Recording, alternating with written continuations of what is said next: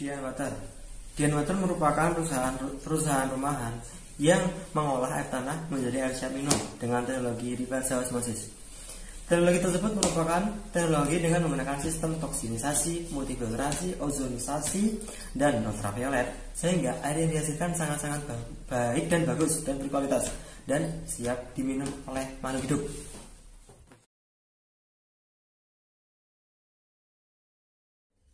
Oke, kita masuk ke aspek pasar dan pemasaran. Dalam aspek pasar dan pemasaran kita mengenal dua hal, permintaan dan penawaran.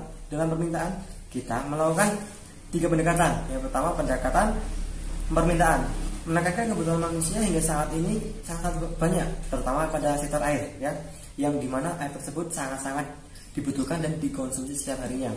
Dan kedua, pendekatan penawaran, kita menawarkan dengan teknologi yang bagus, sehingga air yang dihasilkan juga sangat berkualitas dan higienis, tentunya jauh dari bakteri dan kotoran. Dan kapan produk ini dikonsumsi? Ya, setiap harinya, pastinya setiap harinya. Oke. Kita masuk ke penawaran. Di penawaran kita harus mengenal dua hal. Pertama, penawaran pada saat ini dan penawaran pada masa yang akan datang. Pada saat ini penawaran sangat-sangat banyak karena masyarakat sangat antusias terhadap teknologi yang kita miliki, yaitu penyaringan dari air tanah menjadi air yang siap minum dan higienis tentunya, dan dimana air tersebut juga memiliki kadar oksigen yang sangat dibutuhkan oleh tubuh. Dan permintaan yang akan datang itu kita memiliki potensi yang juga besar. Di samping potensi yang besar karena permintaan yang semakin meningkat, kita juga pasti akan memiliki pesaing. Namun kita juga memiliki strategi untuk mengantisipasi pesaing tersebut dengan cara kita mengidentifikasi pesaing tersebut dan melakukan solusi untuk mempertahankan atau meningkatkan kualitas atau meningkatkan posisi kita di hadapan konsumen. Kita dalam menganalisis ini kita juga melakukan analisis SWOT, yaitu strength, weakness, opportunity, dan threat. Di mana strength kita memiliki kekuatan yang kita miliki adalah yang pertama, kita memiliki sumber daya manusia yang terampil, inovatif, dan berkreativitas tinggi. Yang kedua, memiliki teknologi yang handal. Yang ketiga, keberadaan lokasi yang strategis, dan yang terakhir adalah pelayanan yang memuaskan. Kedua, weakness. Ini sangat-sangat menjadi kelemahan, karena kita tuh adalah perusahaan yang baru, sehingga pasti akan sulit untuk memasarkan ataupun untuk mengenalkan kepada khalayak umum. Dan yang ketiga adalah opportunity, yaitu peluang. Nah, potensi cukup besar karena masyarakat Ciasem menyukai produk ini. Karena produk ini memiliki manfaat yang baik untuk tubuh. Salah satunya air yang memiliki kadar oksigen. Nah, yang terakhir adalah threat, di mana threat tersebut adalah ancaman-ancaman yang terjadi pada saat ini. Contohnya COVID-19. COVID-19 sangat berdampak besar oleh usaha ini. Di mana COVID-19 itu memiliki membuat dampak krisis ekonomi dan membuat menurunkan daya beli masyarakat itu menjadi rendah gitu loh. Ini menurunkan, dan itu sangat-sangat signifikan, dan munculnya pesaing-pesaing baru dengan modal yang besar. Oke. Dan kita melakukan segmentasi. Nah, di sini kita segmentasinya adalah masyarakat yang ada di Jawa Barat, khususnya di Ciasem, karena di sana sangat minim perusahaan yang mengolah air tanah tersebut menjadi air siap minum. Yang kedua, targeting kita adalah keluarga yang ada di sana dan di sekitarnya. Dan positioning, berdasarkan keunggulan yang kita miliki, kita memiliki posisi yang baik di konsumen dengan air yang bagus, galon yang unik dan fungsional tentunya, yang mudah dibawa kemana-mana. Nah, dalam bawaan pemasaran kita memiliki 4 hal. Pertama, harga. Jelas harganya sangat-sangat terjangkau, yaitu Rp5.000, dan kita memiliki produk ini sangat-sangat berguna untuk masyarakat. Produk ini sangat bisa menggantikan air mineral biasa. Nah, yang selanjutnya adalah promosi. Ini unik. Promosinya itu jika seorang konsumen membeli satu, itu akan mendapatkan kupon, di mana kupon tersebut akan bisa digantikan oleh air mineral itu jika telah terkumpul 5 kupon. Distribusi, kita hanya melakukan distribusi darat sehingga tidak jauh untuk tidak jauh untuk menjangkaunya. Nah, kesimpulannya, berdasarkan analisis ini, kita usaha ini sangat-sangat berpotensi dan memiliki peningkatan permintaan yang sangat-sangat banyak dan itu sangat signifikan. Nah, dibanding itu kita juga memiliki pesaing juga yang sangat baik. Karena itu kita harus bisa menekankan kualitas kita dan layanan kita agar masyarakat bisa memilih produk ini menjadi produk menjadi satu-satunya produk yang dikonsumsi oleh masyarakat.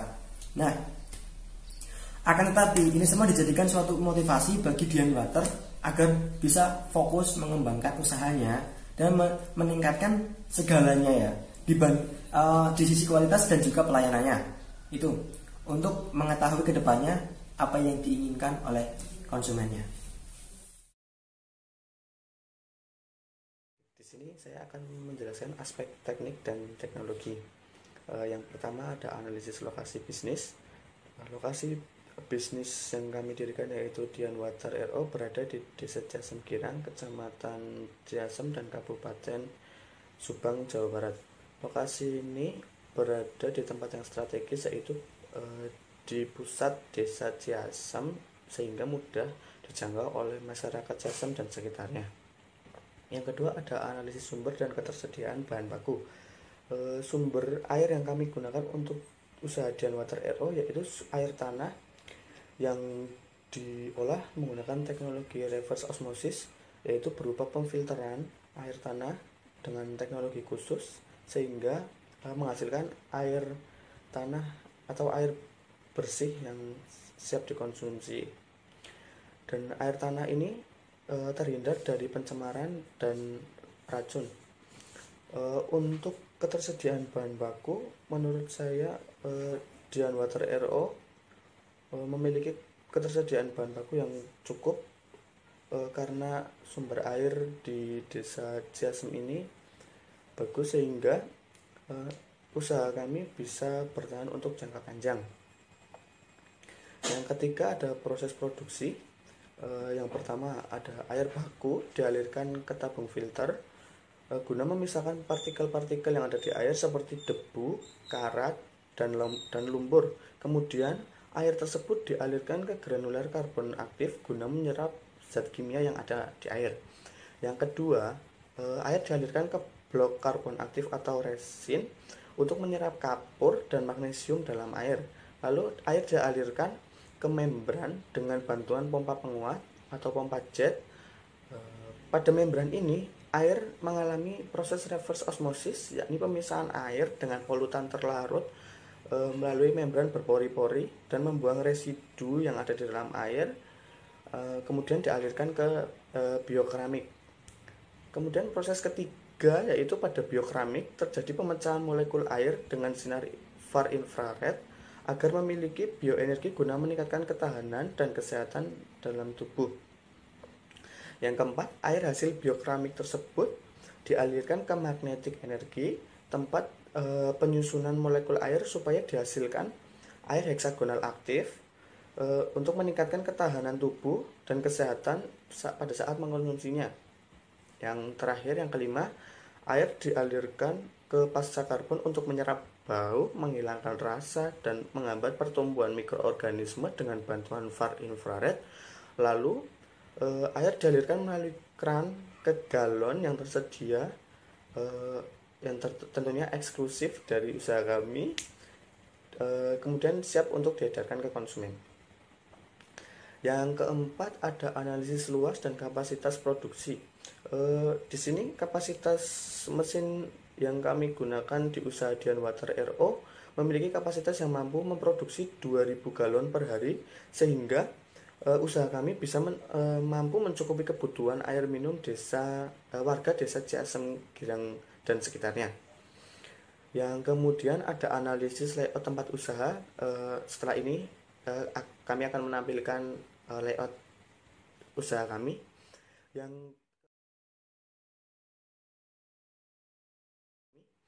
Yang keenam ada analisis perlengkapan dan teknologi yang digunakan. Perlengkapan yang kami gunakan yaitu ada tangki air, pompa air semi jet, terus kemudian ada filter air, kemudian ada ozon untuk tempat sterilisasi yang penyaring air. Yang keempat ada sinar ultraviolet. Yang kelima ada cartridge microfiller. Yang keenam ada keran outlet. Dan kemudian teknologi yang kami gunakan yaitu teknologi reverse osmosis, berupa teknologi dengan berbagai macam pemfilteran air, sehingga mengubah air yang awalnya tidak layak dikonsumsi menjadi air yang layak dikonsumsi dan sehat, tentunya sehat dan memiliki kadar pH yang cukup atau yang sesuai dengan syarat. Yang terakhir, kesimpulan dari analisis aspek teknik dan teknologi yaitu berdasarkan analisis yang telah kami lakukan pada usaha kami ini, yaitu perusahaan Dian Water RO, maka bisa dikatakan usaha kami ini hampir memenuhi segala aspek yang dibutuhkan, sehingga usaha kami ini merupakan usaha yang layak dan baik jika dijalankan untuk jangka panjang. Assalamualaikum warahmatullahi wabarakatuh. Perkenalkan, saya Muhammad bin Firhan. Saya akan mempresentasikan mengenai aspek manajemen dan sumber daya manusia. Aspek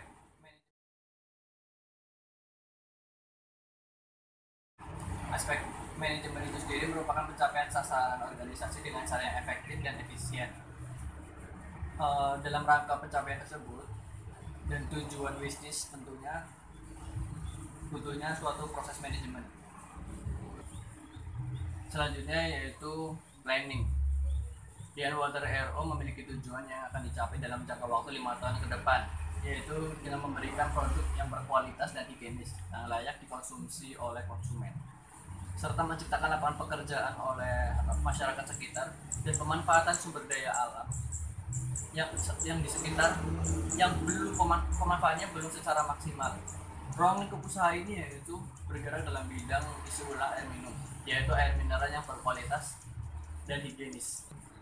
Selanjutnya yaitu organizing atau perorganisasian. Yang pertama yaitu nama perusahaan. Nama Dian Water RO itu sendiri yaitu Dian memiliki arti sebagai penerang, atau filosofi dalam pemilihan nama Dian Water RO adalah kelak usaha kecil ini akan berfungsi sebagai penerang dan petunjuk jalan rezeki agar mudah datang dengan usaha ini, dan usaha ini mampu bermanfaat untuk orang lain. Sistem manajemen. Bentuk kepemilikan bisnis ini yaitu berbentuk CV yang diberi brand atau nama Dian Water RO. Dengan manajemen penjualan konsumen, langsung mampu konsumen memesan kepada usaha ini dengan pemanfaatan teknologi. Struktur organisasi perusahaan itu sendiri yaitu yang pertama ada owner atau kepemilikannya, yaitu merangkap sebagai admin juga. Layanan pesan antar yaitu ada Candy Januar dan Muhammad Fatur Rizki. Yaitu ada yang kedua yaitu ada karyawan dan admin, itu Iqbal Karim dan Dedi Priyatna. Yang selanjutnya yaitu ada job description ya, dari yang pertama yaitu admin, mencatat pengeluaran dan pendapatan dari suatu usaha ini setiap harinya. Yang kedua yaitu membuat dan melaporkan usaha penjualan tiap bulan dan memberikan ke owner, dilakukan dan bekerja sama melayani konsumen. Yang kedua yaitu karyawan. Yang pertama tugasnya yaitu mendistribusikan barang ke konsumen ataupun toko yang sudah menjadi partner usaha. Yang kedua yaitu melakukan pengepakan barang dan melakukan membuat laporan harian kepada admin. Yang ketiga yaitu melakukan pengisian ulang galon. Yang keempat yaitu bertanggung jawab terhadap depot isi ulang. Yang selanjutnya yaitu sistem penggajian. Sistem penggajian yang kami lakukan diserahkan per hari dengan persentase 35% per karyawan dari harga kotor pengisian galon sebesar 5.000. Lalu dikaitkan dengan omset total pengisian galon setiap harinya. Selanjutnya yaitu dari aspek SDM. Yang pertama yaitu analisis kebutuhan tenaga kerja. Dalam usaha ini membutuhkan tenaga kerja satu sebagai karyawan yang bertugas untuk memproduksi dan mendistribusikan barang kepada konsumen. Lalu ada satu bagian admin yaitu untuk mempermudah komunikasi dengan konsumen dengan layanan pesan antar, untuk mencatat merekap semua transaksi yang ada pada usaha ini, dan merangkap sebagai karyawan untuk membantu mengantarkan galon kepada konsumen. Selanjutnya itu analisis perencanaan sumber daya manusia. Yaitu perencanaan yang diciptakan adalah perencanaan top down, di mana yang menentukan kualitas dan kuantitas sumber daya manusia akan direkrut sesuai dengan rencana yang dan menyeluruh dari perusahaan, baik dalam jangka pendek maupun jangka menengah dan jangka waktu yang panjang. Adalah pemilik atau owner berdasarkan pertimbangan dan persetujuan bersama atas kondisi dan situasi yang terjadi. Selain itu, keputusan atau perekrutan sumber daya manusia yang baru didasarkan atas keputusan bersama. Selanjutnya adalah kompensasi. Pemberian kompensasi ini akan diberikan kepada karyawan ketika mengalami peningkatan penjualan pada waktu-waktu tertentu, dan besarnya adalah 5% dari laba yang diperoleh, dan kompensasi ini diberikan pada akhir bulan. Selanjutnya itu keselamatan kerja. Program keselamatan kerja sangat penting agar setiap karyawan yang dapat bekerja secara efektif dan efisien itu dapat meningkatkan produktivitasnya. Untuk itu, program keselamatan kerja yang diberikan adalah memberi jatah waktu libur selama 1 hari dalam 1 minggu. Kesimpulan analisis aspek manajemen dan sumber daya manusia secara keseluruhan yaitu berdasarkan penjelasan yang telah saya sampaikan. Dian Water RO adalah salah satu usaha kecil yang didirikan oleh 2 orang yang sudah melakukan analisis juga observasi secara langsung sebelum mendirikan usaha ini.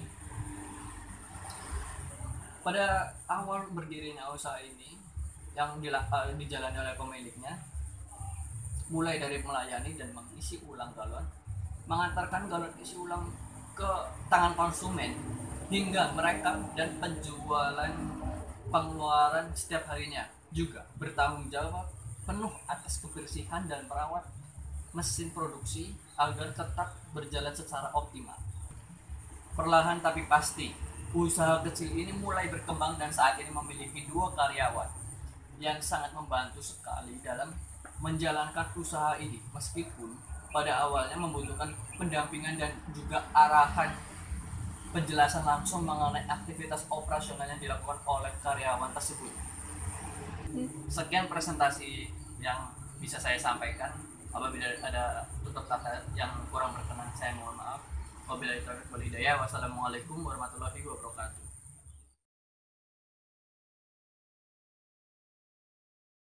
Ya, baik, saya sendiri Muhammad Fatur Rizky akan melanjutkan aspek hukum. Yang pertama itu tentang pelaku bisnis. Pelaku bisnis dari Dian Water RO ini sendiri adalah didirikan oleh 2 orang yang bertindak sebagai entrepreneur atau pengusaha. Jadi kita semaksimal mungkin berusaha untuk memaksimalkan agar uang yang dijadikan modal agar dapat bisa berputar dengan baik, dan kita harus menjalin hubungan atau meningkatkan loyalitas yang tinggi terhadap konsumen. Itu menjadi faktor utama dalam mendirikan usaha Dian Water RO ini. Ya, yang selanjutnya itu tentang perizinan usaha dan izin usaha lainnya. Untuk mendirikan sebuah depot air minum isi ulang itu diatur oleh Kap Merindag nomor 651 tahun 2004, dan jika tidak menaati peraturan tersebut akan dikenakan sanksi administrasi berupa 1. Teguran lisan, 2. Pencabutan izin usaha, 3.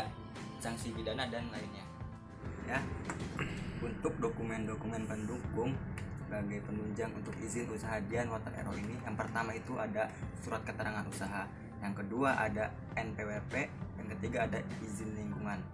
Ya, baik, yang pertama, surat keterangan usaha itu menjelaskan tentang bahwa si pemilik usaha itu benar-benar berdirinya usaha itu di kelurahan ataupun desa tempat di mana pemilik usaha tersebut tinggal. Surat keterangan usaha ini bisa digunakan untuk mengajukan permohonan kredit dan izin usaha bisnis lainnya dan tidak dipungut biaya dalam pembuatannya.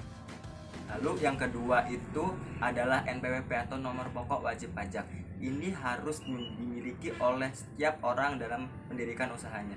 Kenapa? Karena ini merupakan suatu kontribusi wajib agar si penduduk pemilik usaha itu dapat menyumbangkan sebagian penghasilannya kepada negara. Ya. Yang ketiga itu surat izin lingkungan. Surat izin lingkungan ini berkaitan dengan limbah yang dihasilkan dari usaha tersebut. Surat izin lingkungan ini diterbitkan langsung oleh Dinas Kesehatan berdasarkan rekomendasi dari kelurahan atau desa tempat usaha itu berdiri. Sebelum dibuat surat izin lingkungan, ada pemerintah desa yang melakukan observasi langsung ke tempat usahanya. Lalu akan berkomunikasi dengan pemiliknya mengenai bagaimana cara analisis mengenai dampak lingkungan agar limbah itu dapat dimanfaatkan dan tidak menimbulkan kerusakan bagi lingkungan sekitarnya. Ya, untuk subbab yang ketiga itu ada dukungan pemerintah dan masyarakat setempat. Yang pertama, dukungan pemerintah. Pemerintah saat ini sedang menggiatkan program wirausahawan muda yang kreatif dan inovatif. Ini menjadikan semangat bagi kami untuk mendirikan usaha Dian Water RO agar dapat menjadi usaha yang sukses dan bermanfaat bagi masyarakat sekitarnya. Yang kedua, dukungan dari masyarakat setempat. Air minum merupakan kebutuhan pokok bagi semua manusia.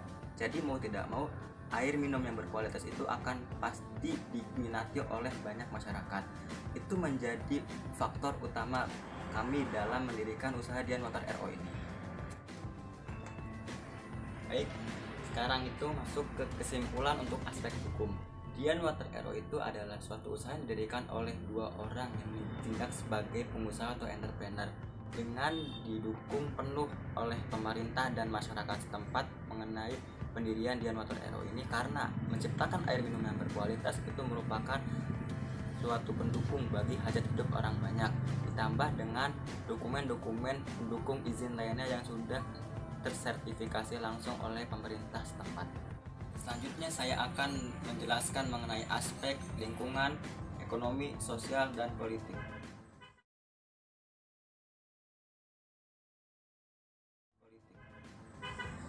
Yang pertama, aspek lingkungan dibagi menjadi dua sub yang akan dijelaskan. Yang pertama itu mengenai jenis limbah.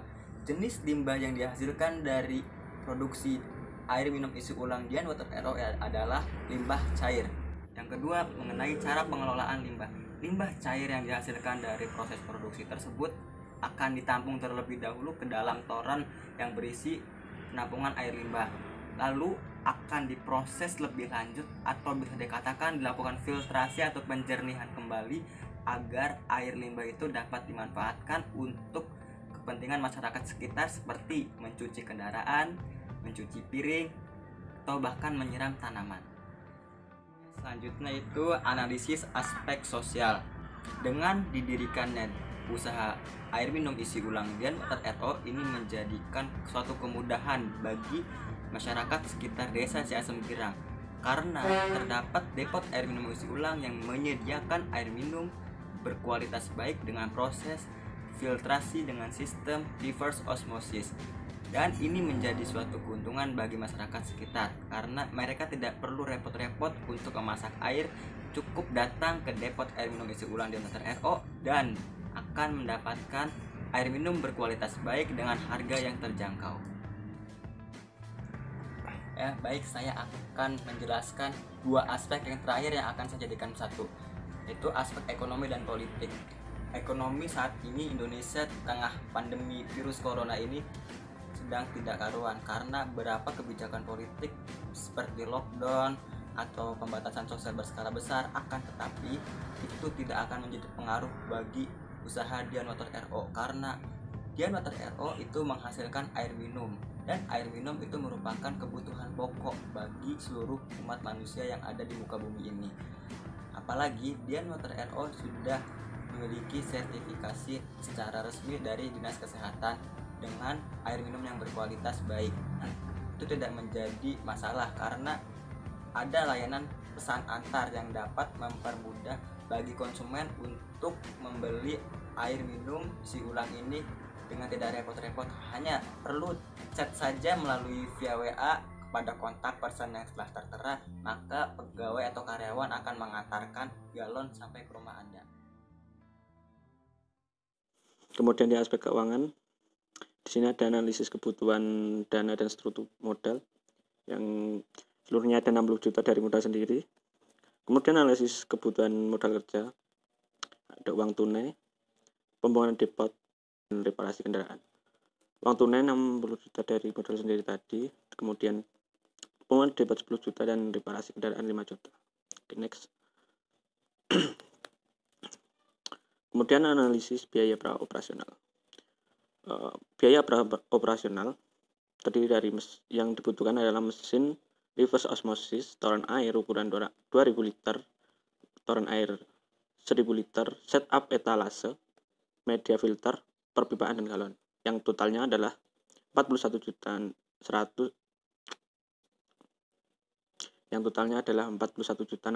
rupiah. Kemudian semua aset-aset ini diperhitungkan kemudian seluruh aset-aset ini depresiasinya diperhitungkan dengan metode garis lurus dengan umur ekonomis 10 tahun tanpa nilai residu. Jadi total depresiasi per tahun adalah 4.160.000 rupiah. Oke, next. Kemudian analisis proyeksi arus kas. Proyeksi arus kas di sini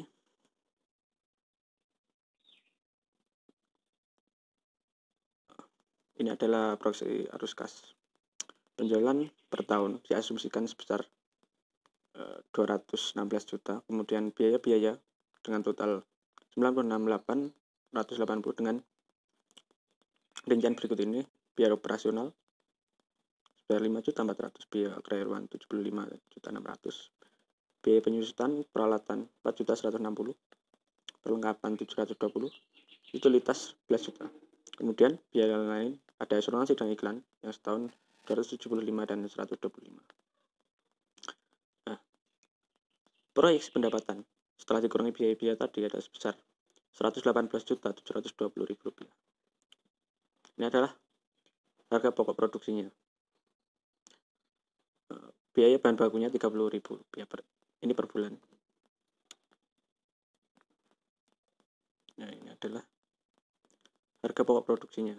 Biaya bahan baku 30.000, biaya tenaga kerja langsung 210.000 dan BOP-nya berupa tutup galon 2.000 rupiah.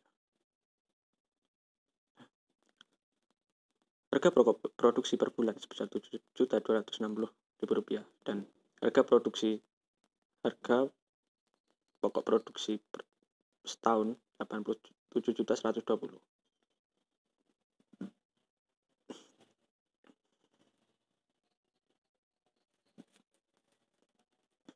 Setelah analisis proyeksi arus kas, kemudian analisis kelayakan keuangan yang berupa net present value, payback period, PI, dan IRR. Mari kita lihat.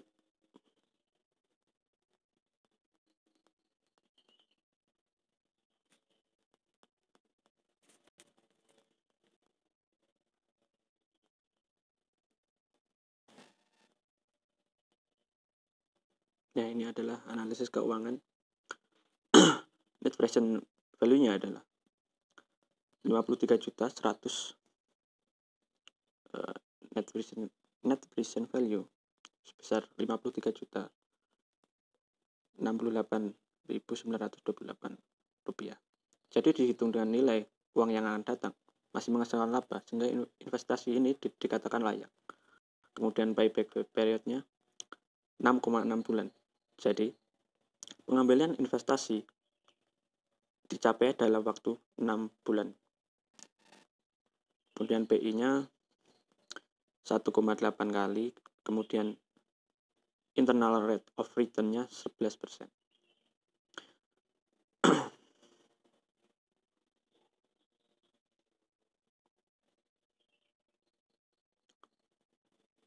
Setelah analisis kelayakan keuangan, kemudian analisis proyeksi laporan keuangan.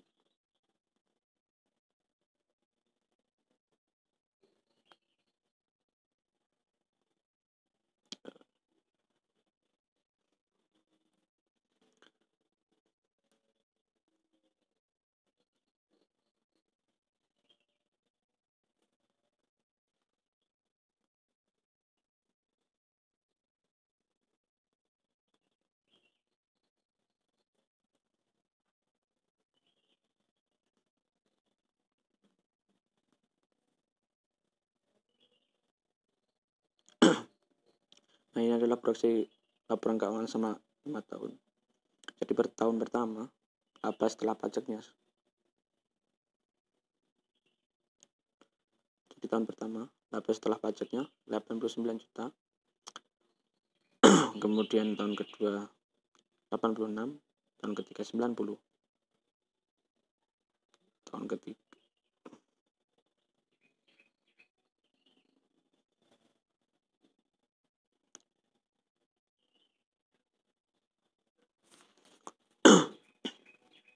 Nah, ini proyeksi laporan keuangannya dari tahun pertama sampai tahun kelima.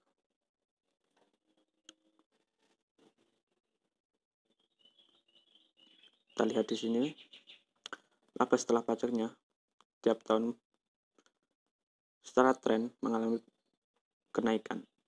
Kemudian laporan perubahan ekuitasnya mengalami kenaikan. Di sini ada penurunan, tetapi ini merupakan hal yang wajar karena diambil di sini ada penurunan ekuitas.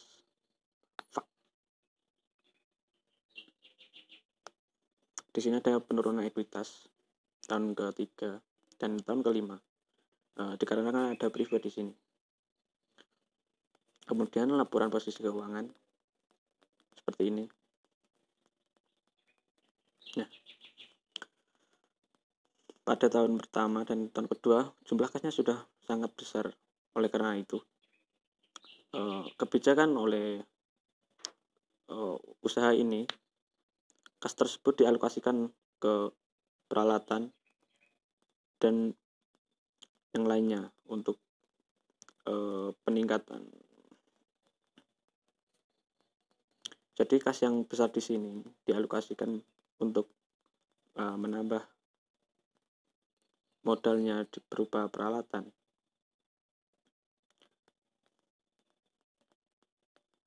Nah, kesimpulannya adalah dari aspek keuangan,